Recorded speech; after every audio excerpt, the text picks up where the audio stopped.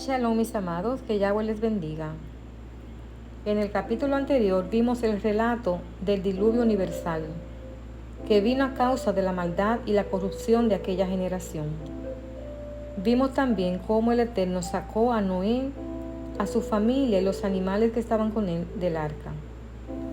Luego hizo pacto con Noé de que no volvería a destruir la tierra con otro diluvio. Y para eso puso señal en el cielo, el arco iris. En el capítulo 10 vemos el relato de la familia de Sem, Can y Jafé, los 3 hijos de Noé, quienes le nacieron hijos e hijas después del gran diluvio. Estas son las generaciones de los hijos de Noé, de acuerdo a sus linajes, en sus naciones, y de estas se dividieron los gentiles en la tierra, después del diluvio. En el capítulo 11 leemos: y tenía toda la tierra una lengua y las mismas palabras. Y sucedió que ellos viajaron desde el este y encontraron una llanura en la tierra de Sinar y moraron allí. Ellos se dijeron uno al otro: vamos, hagamos ladrillos y los horneamos en el fuego. Así que tuvieron ladrillos por piedra y asfalto por barro. Ellos dijeron: vamos, edifiquemos una ciudad con una torre que tenga su cúspide llegando a los cielos, para podernos hacer un nombre para nosotros mismos y no seamos esparcidos por la tierra. Notamos aquí que el Eterno le dio una orden de que se multiplicaran y llenaran la tierra, y ya aquí vemos cómo ellos están planeando no dividirse y quedarse en un solo lugar. Y descendió Yahweh para ver la ciudad y la torre que estaban edificando los hijos de Adán. Y Yahweh dijo: he aquí, el pueblo es uno, y la lengua que ellos tienen es una. Y esto es lo que ellos han comenzado a hacer, y ahora nada les será imposible para ellos de lo que se propongan hacer. Vamos, descendamos y confundamos allí sus lenguas, para que no escuche un hombre el hablar del otro. Y esparció Yahweh a ellos de allí sobre la faz de toda la tierra, y ellos dejaron de edificar la ciudad.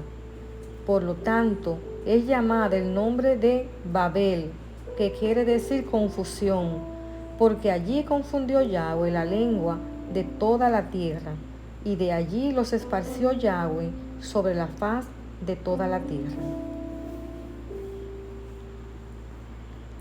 Después del diluvio, ellos comenzaron a trabajar y se multiplicaron los ganados y había abundancia de carne, leche y comida. Se comenzó a poblar la tierra, se construyeron ciudades. Fue cuando se construyó la Torre de Babel en Mesopotamia. Y se dice que su líder fue Nimrod, que quiere decir rebelión, uno de los descendientes de Can. Algunos de los motivos que se cree que tuvieron los hombres para construir esta torre son: construir una torre alta para protegerse de un posible próximo diluvio, subir al cielo para hacerle la guerra a Dios, y usar la alta torre para adorar a ídolos. No sabemos con exactitud, pero debió ser un motivo tan siniestro que el mismo Eterno, el creador del universo, tuvo que bajar y tomar control.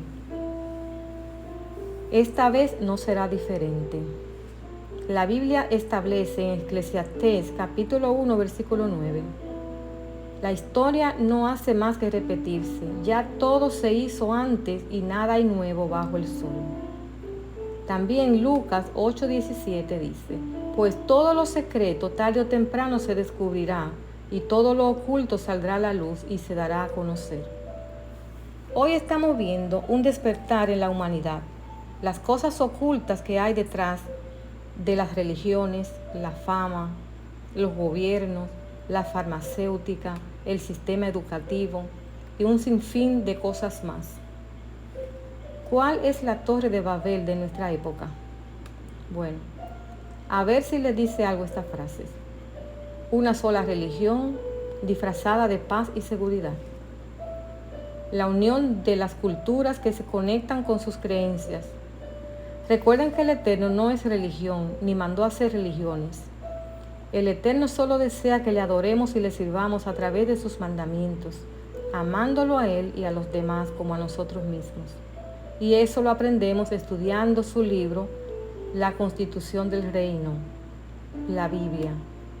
Y las personas donde no ha llegado la Biblia, ni el mensaje del Evangelio de Yeshua, créanme que el Creador ha puesto dentro de cada uno de nosotros ese instinto de saber el bien y el mal. Algunas religiones se unirán para construir,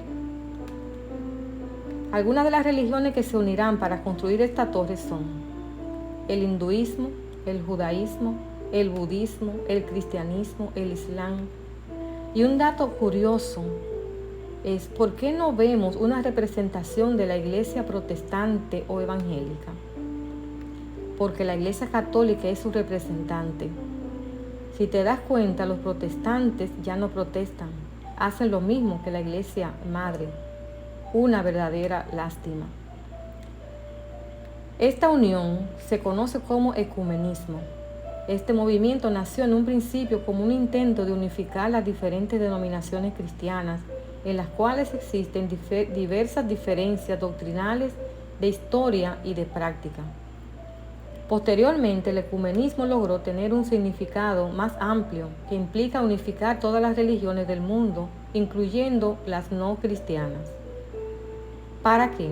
Para llegar a establecer una iglesia mundial.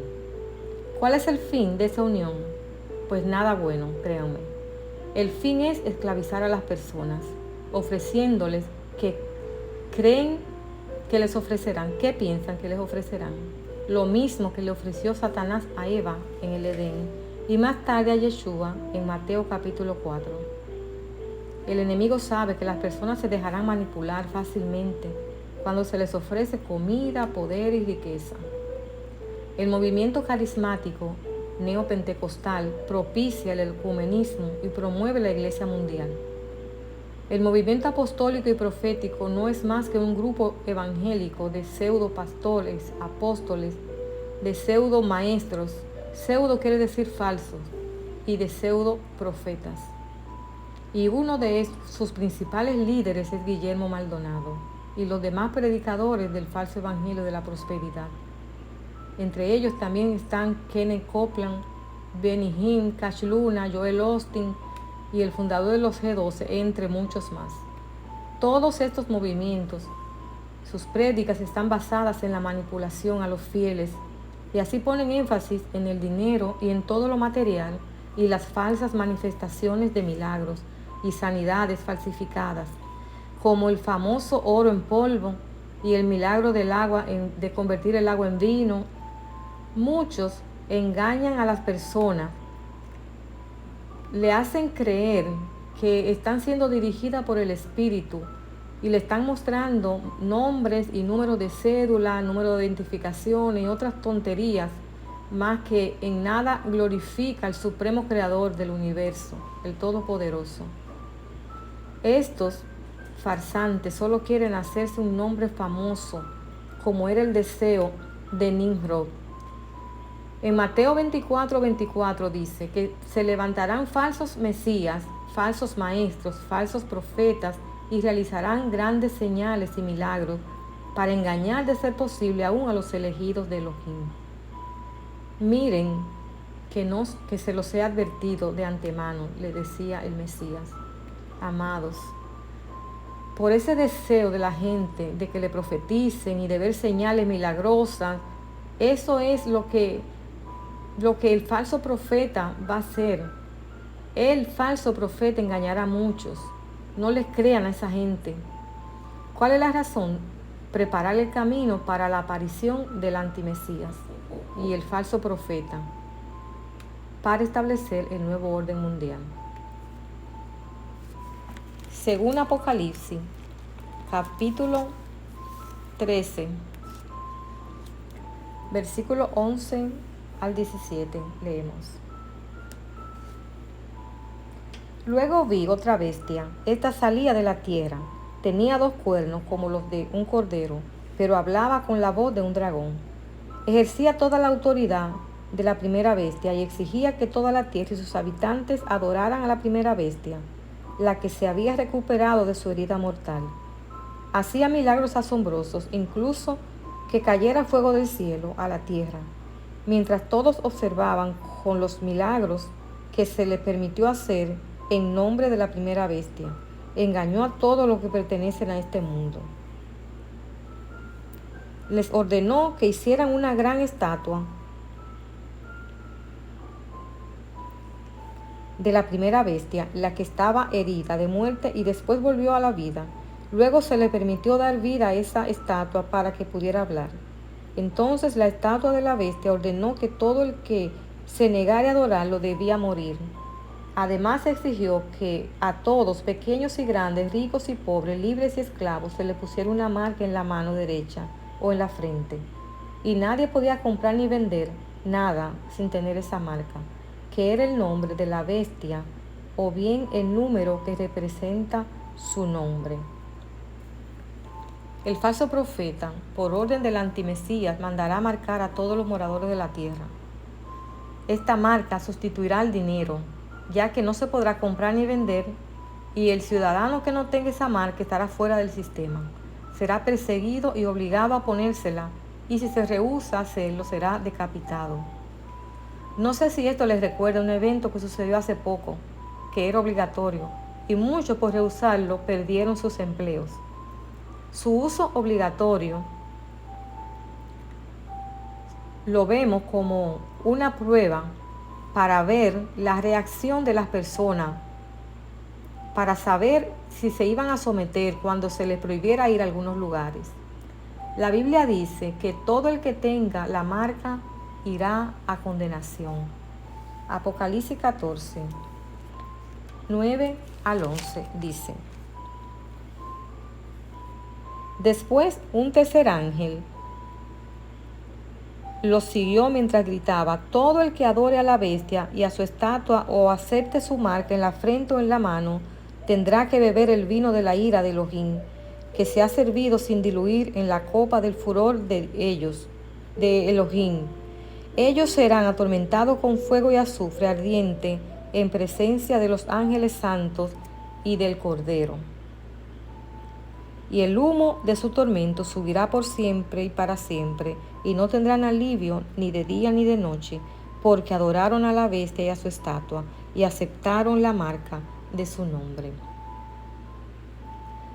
Por si usted no lo sabía, el Papa Francisco, en su pronunciación de Laudate Si, que significa alabado sea, en su anhelo por un gobierno mundial que solucione entre comillas los problemas del mundo, lo cual no es bíblico, con esto solo se está adelantando la llegada del antimesías y su nuevo orden mundial.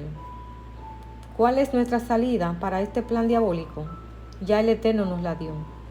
Él nos envió a Yeshua, que es nuestra roca en quien estamos seguros. Entra en el arca. Solo así podrás salvaguardarte tú y los que quieran entrar contigo. Yeshua es el arca final. Y ¿quieres saber cómo entrar a esa arca? Leamos por último el versículo 12 de Apocalipsis 14. Dice: esto significa que el pueblo de Elohim tiene que soportar la persecución con paciencia, obedeciendo sus mandamientos y manteniendo la fe en Yeshua. Significa esto entonces que el pueblo será perseguido, pero si mantenemos nuestra fe en el Mesías, podemos soportar. El pueblo de Yahweh tiene que soportar la persecución con paciencia, obedeciendo los mandamientos y manteniendo la fe en Yeshua, el Mesías, Rey de Israel. Hasta aquí esta parte. Que el Eterno te bendiga y te guarde. Shalom.